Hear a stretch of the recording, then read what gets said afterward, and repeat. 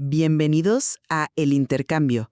Hoy nos sumergimos en una tensión, yo diría fundamental, que recorre nuestros materiales fuente.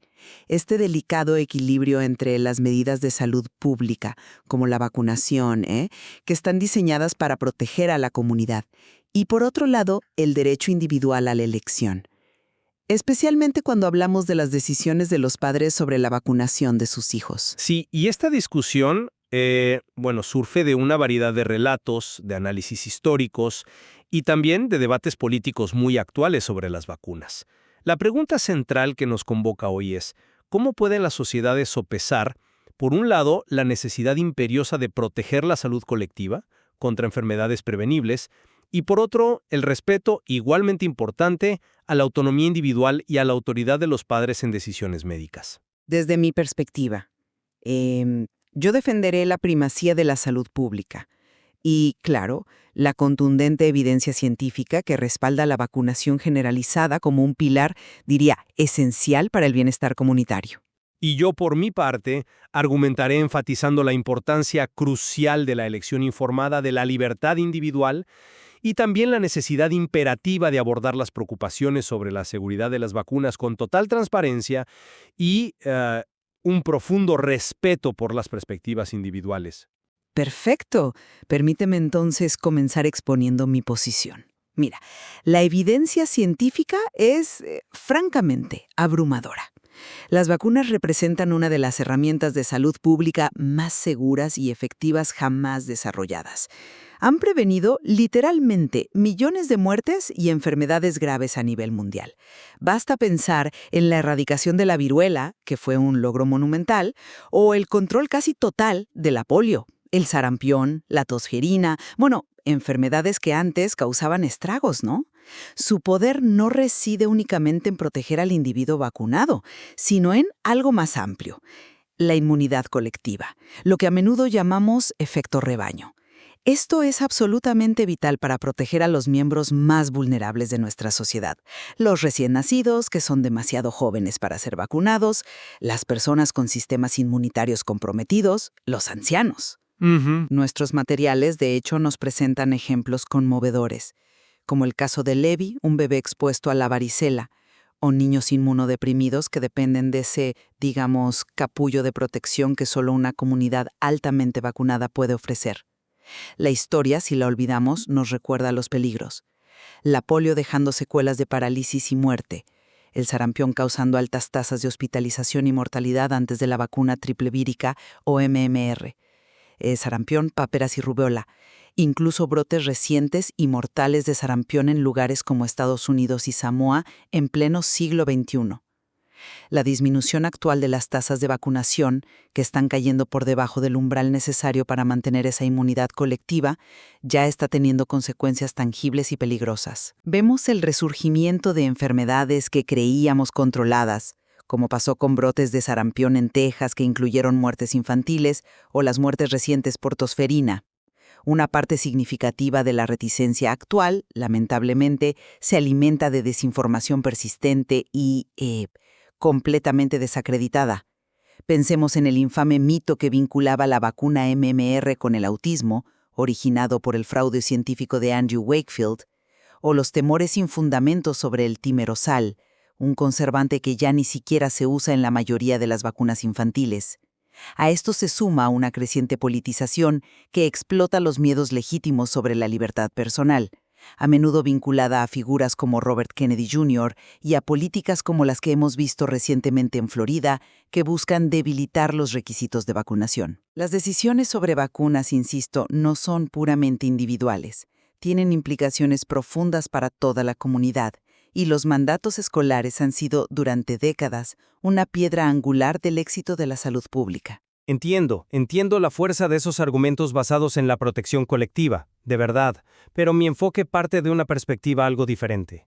Si bien, nadie niega la eficacia general de muchas vacunas, la historia también nos ofrece lecciones de cautela y motivos legítimos para la preocupación. factores que inevitablemente han erosionado la confianza pública. No podemos olvidar el incidente de Carter en la década de 1950, ¿verdad? Cuando un lote defectuoso de la vacuna contra la polio causó casos de la enfermedad que pretendía prevenir. O la controversia en torno a la antigua vacuna DPT, difteria, tétanos y tosferina, en los años 80, que generó debates intensos y documentales como Vaccine Roulette. Descartar las preocupaciones de los padres como simple ignorancia o fruto de la desinformación no solo es irrespetuoso, sino profundamente contraproducente. Los materiales que analizamos describen situaciones reales como la de Lydia Green, quien se sintió ignorada y desatendida por una línea de ayuda sanitaria, o madres expresando su frustración en audiencias públicas del ACIP, el Comité Asesor sobre Prácticas de Inmunización, sintiendo que sus voces simplemente no eran escuchadas. Fomentar un verdadero pensamiento científico, como señalan algunos expertos en nuestras fuentes, implica permitir el cuestionamiento, animar a buscar respuestas en fuentes fiables y no simplemente exigir una fe ciega bajo el lema «confía en la ciencia». Existe una tensión real, innegable entre la autoridad del Estado para proteger la salud pública y la autonomía fundamental de los padres y los individuos para tomar decisiones sobre sus propios cuerpos y de sus hijos. Los mandatos de vacunación, especialmente aquellos que eliminan las exenciones no médicas, ya sean filosóficas o religiosas, pueden ser percibidos, y de hecho lo son por muchos, como una extralimitación gubernamental inaceptable. Encuestas como la de APE Harvard citada en nuestros materiales revelan algo interesante. La principal razón de oposición a los mandatos no es tanto la seguridad de la vacuna en sí, sino el principio de la elección de los padres. Interesante ese dato. Desconfianza más amplia y generalizada hacia las instituciones, ya sean gubernamentales o médicas, son factores importantes que alimentan la vacilación. No todo se reduce, digamos, a la desinformación. Figuras como Robert Kennedy Jr., independientemente de la controversia que generan, logran canalizar una desconfianza preexistente y plantean preguntas sobre la seguridad de las vacunas y la influencia corporativa que, nos guste o no, resuenan en un segmento significativo de la población. Es crucial diferenciar entre una resistencia absoluta, los llamados antivacunas, y una vacilación genuina, a menudo llena de dudas y preguntas. Esta última merece ser abordada con empatía, con información transparente sobre los beneficios y también sobre los riesgos, aunque sean extremadamente raros, y con un compromiso real hacia la toma de decisiones compartida entre pacientes y profesionales de la salud. Pero esa desconfianza que mencionas, ¿no crees que a menudo se magnifica o incluso se crea a partir de información deliberadamente falsa? Yo argumento que los riesgos asociados a contraer enfermedades como el sarampión, la polio o la tosferina superan de manera vasta y consistente los riesgos, que son mínimos, de las vacunas modernas. Y esto no lo digo yo, lo dicen décadas de vigilancia epidemiológica rigurosa y estudios a gran escala realizados en todo el mundo. Por ejemplo, múltiples estudios independientes y de alta calidad han refutado categóricamente cualquier vínculo causal entre la vacuna MMR, sarampión, paperras, rubeola, y el autismo. La seguridad de las vacunas contra el COVID-19, las más recientes, ha sido objeto de un monitoreo sin precedentes a nivel global. La desconfianza actual, en gran medida, me parece que se basa más en narrativas falsas, a menudo impulsadas por intereses políticos o económicos, que en evidencia científica sólida. El caso de Andrew Wakefield es, paradigmático. Su estudio de 1998, que desató el pánico sobre la MMR y el autismo, fue finalmente retractado por la prestigiosa revista médica The Lancet. Investigaciones posteriores demostraron que no fue un error, sino un fraude deliberado. Wakefield había sido financiado por abogados que buscaban demandar a los fabricantes de vacunas, alteró los datos de los pacientes y tergiversó diagnósticos. Sus acciones tuvieron consecuencias devastadoras, caídas drásticas en las tasas de vacunación y el resurgimiento doloroso del sarampión en varios países. Ignorar este tipo de manipulación deliberada sería francamente ingenuo. Reconozco absolutamente la seguridad general de las vacunas actuales y la importancia fundamental de desenmascarar fraudes como el de Wakefield. Nadie defiende la mentira, por supuesto. Sin embargo, es crucial para mantener la credibilidad admitir una verdad incómoda. Ningún producto médico, absolutamente ninguno, tiene un riesgo cero. Incidentes históricos como el de Cotter con la vacuna de la polio o las preocupaciones iniciales sobre la vacuna DPT, aunque fueran eventos raros y ocurrieran hace décadas, dejaron cicatrices profundas en la memoria colectiva y sembraron, semillas de duda. Además, la percepción justificada o no de falta de transparencia o de posibles conflictos de interés sigue alimentando el escepticismo. El hecho de que Wakefield recibiera pagos de abogados o las críticas recurrentes sobre la financiación de organizaciones como Children's Health Defense, liderada por Robert Kennedy Jr., son factores que justifican un escrutinio público continuo. La confianza, como nos recuerdan expertos como Grayson, citados en nuestras fuentes, no se puede decretar ni exigir. Debe ganarse día a día. Desestimar las preocupaciones de la gente, ya sea un miedo genuino a las agujas, preguntas sobre ingredientes específicos como el aluminio o conservantes, o el peso de experiencias negativas previas con el sistema de salud, como la que vivió Lydia Green, sintiéndose ignorada, es profundamente perjudicial. Puede, de hecho, reforzar el escepticismo. Como sugieren las doctoras Ghosh y Kapoor, necesitamos encontrar formas de comunicar los riesgos raros de manera equilibrada y honesta, sin caer en la minimización, pero tampoco alimentando miedos desproporcionados. Y sobre todo, debemos trabajar activamente en reconstruir la confianza institucional a través de una mayor transparencia, una escucha verdaderamente empática y un diálogo abierto. Precisamente esa necesidad de proteger a la comunidad es lo que me lleva al tema de los mandatos versus la libertad individual. Yo sostengo que los mandatos, especialmente los que condicionan la asistencia escolar a la vacunación, son herramientas de salud pública necesarias y éticamente justificadas. Su objetivo es mantener la inmunidad colectiva indispensable para proteger a toda la comunidad y muy en particular a aquellos que no pueden vacunarse por razones médicas legítimas. ¿Es tan diferente de otras regulaciones que aceptamos por el bien común? Pensemos en la obligatoriedad de usar cinturones de seguridad, las normas de tráfico o incluso la educación obligatoria. El éxito histórico de los mandatos escolares en reducir drásticamente la incidencia de enfermedades como el sarampión, la difteria o la polio es un hecho documentado e innegable. Como la decisión de Florida de eliminar todos los requisitos de vacunación para la asistencia escolar. Expertos como el Dr. Schaffner, citados en los materiales, advierten con claridad: esto representa un peligro real y, con toda probabilidad, conducirá al regreso de enfermedades que habíamos logrado controlar o casi eliminar, con consecuencias potencialmente trágicas para niños y adultos vulnerables. Entiendo la lógica del bien común, de verdad que sí.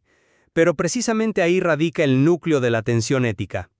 Los mandatos, por definición, infringen la libertad individual y el derecho fundamental de los padres a tomar decisiones sobre la atención médica de sus hijos. La pregunta clave que debemos hacernos es: ¿hasta qué punto el beneficio colectivo justifica obligar a individuos a aceptar una intervención médica que conlleva un riesgo, por mínimo que la ciencia considere que sea? Las encuestas que hemos mencionado, como las de AP y Harvard SRS, son bastante claras al respecto. La principal objeción a los mandatos no es necesariamente la duda sobre la seguridad de la vacuna en sí, sino la defensa del principio de la elección parental y la autonomía sobre el propio cuerpo. Hemos explorado realmente a fondo todas las alternativas a los mandatos estrictos antes de recurrir a la coerción. Quizás enfoques más intensivos en educación personalizada, en facilitar al máximo el acceso a las vacunas, en construir relaciones de confianza duraderas entre los proveedores de salud y las familias, como los que se discuten en las fuentes provenientes de la Cleveland Clinic, quizás podrían lograr altas tasas de vacunación sin necesidad de imponerlas. Karen Ernst, en el documental Shot in the Arm, habla del concepto de contrato social en relación con la vacunación, pero la pregunta sigue en el aire: ¿dónde trazamos exactamente la línea entre esa responsabilidad comunitaria y el derecho fundamental a la autonomía corporal y familiar?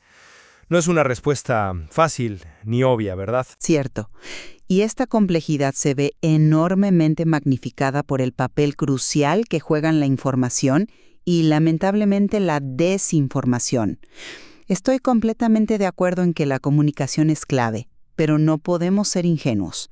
Debemos reconocer la existencia de una maquinaria de desinformación deliberada, bien organizada y, en muchos casos, muy rentable. El informe del Center for Countering Digital Hate, el CCDH, identificó a un grupo relativamente pequeño de individuos, apodados los 12 de la desinformación, entre los que figuran nombres conocidos como Joseph Mercola y Robert Kennedy Jr. como responsables de generar la gran mayoría de la desinformación antivacunas que circula en las redes sociales y a menudo obteniendo considerables beneficios económicos por ello. Estas campañas explotan vulnerabilidades muy humanas, los miedos naturales de los padres primerizos, la desconfianza preexistente hacia las instituciones, la confusión ante información científica compleja. Y las consecuencias son reales y peligrosas.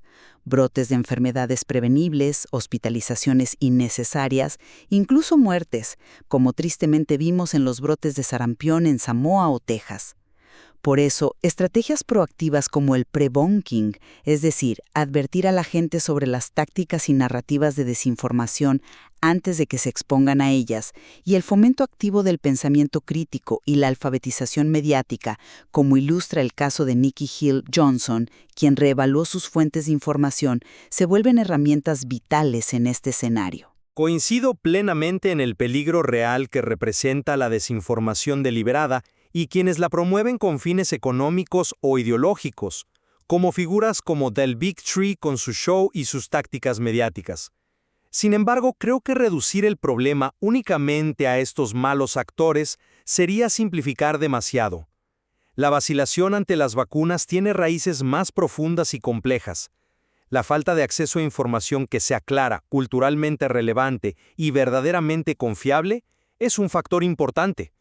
También lo son las experiencias negativas o despectivas dentro del propio sistema de salud, como señalan las doctoras Goye y Kapoor, y confirma el estudio de Grayson sobre cómo los encuentros médicos negativos aumentan el escepticismo. No basta con desacreditar mitos. Es fundamental escuchar con empatía las preocupaciones subyacentes, validar los sentimientos de las personas, aunque no compartamos sus conclusiones. A menudo, utilizar mensajeros en quienes la comunidad ya confía, líderes locales, figuras religiosas respetadas, proveedores de salud conocidos y apreciados, puede ser mucho más efectivo para contrarrestar la información errónea que un bombardeo de datos desde instituciones que pueden ser percibidas como distantes, frías o incluso no confiables. Las historias personales, tanto las de aquellos que han sufrido las consecuencias de enfermedades prevenibles, como las de personas que inicialmente dudaron y luego cambiaron de opinión, pueden ser herramientas de persuasión mucho más poderosas que las estadísticas abstractas. Y todo este complejo panorama se desarrolla en un contexto político que está cada vez más polarizado, lo cual, envenena aún más el debate. Observamos una creciente y preocupante politización de la vacunación que a menudo se alinea con ideologías políticas específicas que priorizan una visión radical de la libertad individual por encima de cualquier consideración de responsabilidad colectiva y que fomentan un miedo profundo a la supuesta extralimitación gubernamental. Vemos figuras políticas y funcionarios designados como se hipotetiza en algunos materiales sobre un posible rol de Robert Kennedy Jr. como secretario de Salud y Servicios Humanos, HHS, tomando o proponiendo acciones que debilitan activamente las instituciones de salud pública que tanto costó construir. Hablamos de despedir al Comité Asesor de Expertos ACIP, restringir el acceso a refuerzos de vacunas como las del COVID-19, nombrar a conocidos escépticos de las vacunas como Jay Bhattacharya para dirigir instituciones clave como los Institutos Nacionales de Salud, NIH, o minimizar activamente la gravedad de brotes como el de sarampión. O pensemos en el caso concreto de Florida, con su cirujano general, Joseph Ladapo, no solo eliminando los mandatos escolares de vacunación, sino llegando a compararlos con la esclavitud. Las consecuencias de debilitar sistemáticamente a agencias como los Centros para el Control y la Prevención de Enfermedades, CDC, y revertir políticas de salud pública basadas en décadas de evidencia científica sólida, podrían ser sinceramente catastróficas para la salud de la nación. Estoy totalmente de acuerdo en que la politización de un tema de salud pública como la vacunación es extremadamente peligrosa. Sin embargo, argumentaría que esta politización no surge de la nada. A menudo se nutre de una desconfianza mucho más profunda y preexistente hacia el gobierno, las élites percibidas y las grandes instituciones. Una desconfianza que, hay que decirlo, se vio exacerbada de manera significativa por la gestión y la comunicación durante la pandemia de COVID-19. Las preocupaciones expresadas sobre la libertad médica o la autonomía corporal no son en sí mismas necesariamente ilegítimas o irracionales, aunque es evidente que pueden ser fácilmente instrumentalizadas y explotadas con fines políticos partidistas. El hecho de que se haya formado una alianza de estados de la costa oeste, California, Oregón, Washington, con el objetivo explícito de salvaguardar el acceso a las vacunas como una respuesta directa a posibles acciones federales restrictivas bajo un hipotético liderazgo de Robert Kennedy Jr., es un indicador claro de esta profunda fractura en el consenso nacional y de hasta qué punto el tema se ha politizado. La pregunta que queda ¿es posible despolitizar la vacunación? Es una tarea increíblemente difícil. Pero lo que sí parece claro es que ignorar la desconfianza subyacente y simplemente etiquetar toda oposición o duda como puramente política o producto de la desinformación, pues no nos ayudará a encontrar un terreno común y a reconstruir los puentes necesarios. Bien, para resumir mi postura, me baso firmemente en la contundencia de la evidencia científica acumulada durante décadas, que respalda de manera inequívoca la seguridad y la extraordinaria eficacia de las vacunas como un pilar fundamental e insustituible de la salud pública moderna. La protección de toda la comunidad y de manera muy especial la de los más vulnerables entre nosotros, niños, ancianos, inmunocomprometidos, depende directamente de nuestra capacidad para mantener altas tasas de cobertura vacunal. Históricamente, y los datos lo demuestran, políticas como los mandatos escolares han probado ser herramientas efectivas y necesarias para alcanzar y mantener este objetivo crucial de salud colectiva. Si bien la comunicación empática, la escucha activa y la construcción de confianza son absolutamente vitales y deben mejorarse, no podemos permitir que estas consideraciones paralicen la acción basada en la mejor evidencia científica disponible, especialmente cuando nos enfrentamos a la amenaza real y presente de la desinformación peligrosa y al preocupante resurgimiento de enfermedades mortales que ya creíamos relegadas a los libros de historia. Y yo, para concluir, reafirmo la importancia crítica e irrenunciable de la autonomía individual y el derecho fundamental a la toma de decisiones informadas en cualquier ámbito de la atención médica, y eso incluir, por supuesto, la vacunación. Abordar el fenómeno complejo de la vacilación ante las vacunas requiere mucho más que simplemente desacreditar mitos a refutar información falsa. Exige un esfuerzo genuino por reconocer y comprender las preocupaciones legítimas que pueden tener las personas, ya sea que estas preocupaciones tengan raíces históricas, surjan de experiencias personales negativas o estén relacionadas con una desconfianza más amplia hacia las instituciones. Requiere fomentar activamente esa confianza perdida a través de una transparencia radical, una escucha respetuosa y constante y un diálogo verdaderamente abierto y bidireccional. Los enfoques excesivamente coercitivos, como podrían ser los mandatos muy estrictos que no contemplan excepciones razonables o que ignoran las preocupaciones individuales, corren el serio riesgo de profundizar la división social, alienar a segmentos de la población y, paradójicamente, aumentar la desconfianza que pretendemos combatir. La inmensa complejidad de este tema, donde se entrelazan la ciencia más avanzada, principios éticos fundamentales, dinámicas políticas intensas y las emociones humanas más profundas, demanda un diálogo continuo, matizado, informado y sobre todo profundamente respetuoso entre todas las partes. La conversación que hemos mantenido hoy, creo, ilustra vívidamente la profunda complejidad inherente a la tarea de equilibrar la protección de la salud colectiva con el respeto a los derechos y libertades individuales en el contexto tan sensible de la vacunación. Hemos explorado argumentos sólidos basados en la evidencia científica disponible.